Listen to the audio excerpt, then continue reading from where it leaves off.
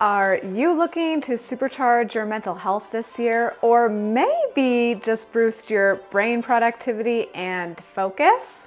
Well, we're gonna fire through 5 functional, incredibly powerful, yet very easy to incorporate into your daily life foods that I'm gonna be working on increasing in my diet as well.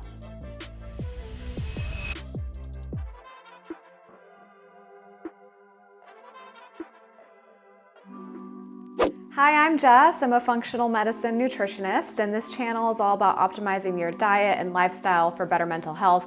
And this includes focusing on foods that are going to give us more energy, brain power, and essentially focus. So let's go ahead and jump into the first food, which is one of my all-time favorites, pumpkin seeds. This is maybe the food on the list that I do already eat a ton of, but I had to include it for the reasons that we're about to talk about. Pumpkin seeds are one of my ultimate brain health foods, and they're great for your mood, like depression and anxiety. Here's why. Pumpkin seeds contain both L-tryptophan as well as L-tyrosine, which are 2 amino acids that are actually precursors for our neurotransmitters, serotonin and dopamine. These amino acids are literally the nutritional foundation for neurotransmitter synthesis. In addition to this, pumpkin seeds are also really high in minerals, magnesium, and zinc. And these minerals help keep us calm, chill, and at ease because they support the production of our calming inhibitory neurotransmitter GABA. And as you can probably imagine, pumpkin seeds are so easy to incorporate into your daily life.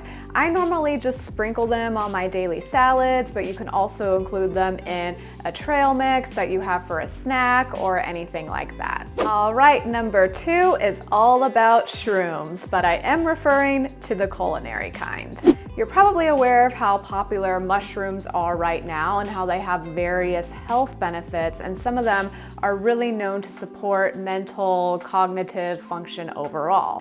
Some of the top mushrooms that are known to have brain health benefits are mushrooms like lion's mane, reishi, cordyceps, chaga, etc.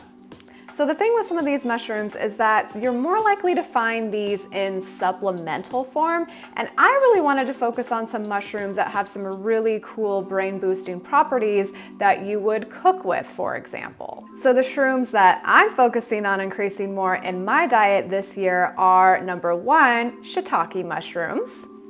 Shiitake mushrooms contain several compounds that are known to support brain health as well as reduce inflammation. Shiitake mushrooms are one of the richest sources of ergothioneine, which is an antioxidant that has been linked to neuroprotection.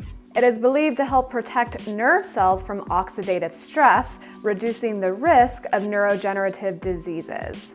Second shroom that I'm really excited about are oyster mushrooms. Oyster mushrooms are anti-inflammatory, they can be immune system modulators, but they also contain a bioflavonoid called chrysin. And chrysin has been shown to upregulate BDNF, which is brain-derived nootropic factor, in the prefrontal cortex. This mitigates neurotoxicity, neuroinflammation, and oxidative stress. I'm not gonna lie to you guys, I've actually have never been a huge culinary mushroom person. They kind of just don't sit well with my stomach, but I know that if I don't ever actually put effort into trying to increase them in my life, then it's not really gonna happen. So I'm gonna work on just putting small amounts of them into my meals, like my daily stir fries that I eat a lot. But if you have a favorite way that you like to cook shrooms, then let me know below. Number 3 is commonly known as a spice or an herb, but it's actually a root, and that is turmeric. Listen, herbs and spices have so many incredible neuroprotective and also antidepressant properties that I'm gonna do a video on, and when I will, I'll link it here. But I wanted to highlight turmeric today because turmeric is something that, once again, people commonly take as a supplement for either its anti-inflammatory effect or its antidepressant effects as well now. but it is a wonderful spice to cook with, to make drinks with. The only thing I do not recommend that you do with turmeric is make one of those facials. Believe me, you will 100% regret it, and if you've done it, you know why. So turmeric basically has a lot of neuroprotective properties that help inhibit the accumulation of certain proteins in the brain that are associated with cognitive decline. Curcumin is also an incredibly powerful antioxidant, which is helpful for neutralizing free radicals that may damage brain cells. It's also been shown to enhance BDNF, brain-derived neurotrophic factor, and ultimately for that reason increase mood or improve mood. The main way that I like to use turmeric is by adding it to most of my savory foods. Once again, those stir fries that I make. You would be surprised how it blends well with a lot of different and various flavors. And then I absolutely love golden milk lattes. A lot of times when I make a golden milk latte, I'll put either an adaptogen like ashwagandha or a mushroom powder blend in there. It is like legit my favorite self-care beverage. But let's move on to number 4, which is canned fish. A lot of people know that I absolutely love sardines, but I'm focusing on all canned fish this year, and I think you should too, because it's such an easy and effective way to add more omega-3s into your life.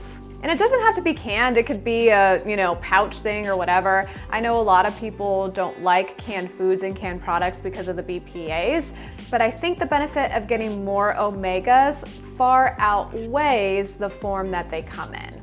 Omega-3 fats help with neurotransmitter synthesis, and they are incredibly anti-inflammatory for the brain. My favorite canned fish is, like I said, sardines. They're rich in omega-3 fats, but also nutrients like calcium, vitamin D, and B12. Oysters are also great. They're gonna have omega, zinc, B12, and other minerals like copper, iron, and selenium. And then with something like canned salmon, you're gonna get your omegas, but you'll also get some B vitamins, magnesium, and some antioxidants. Where I used to live, I felt like I had access to more fresh, whole fish, and now I feel like that is not only the case, but it is ridiculously expensive. So canned fish is a really easy way to make sure that I'm getting enough omegas in my life on a daily or weekly basis. And number 5 is gonna surprise you. It's kind of an interesting one, but I'm really excited to discuss it, and that is artichokes. And the reason why we're talking about artichokes today is because this is a food that's really gonna support your mood through supporting your gut health as a prebiotic food. Probiotics are foods or supplements that contain live microorganisms intended to maintain or improve the good bacteria in the body. Whereas prebiotics are foods typically high in fiber that act as food for human microflora. The soluble fiber in artichokes, particularly inulin, act as this prebiotic. The problem with prebiotic foods is they're not only less common, but they could be foods that are really hard to digest, and many people don't tolerate well, especially if you have a sensitive stomach or something like IBS. But I find that artichokes, more so than other prebiotic foods, people can slowly start to incorporate into their diet and build a tolerance for them.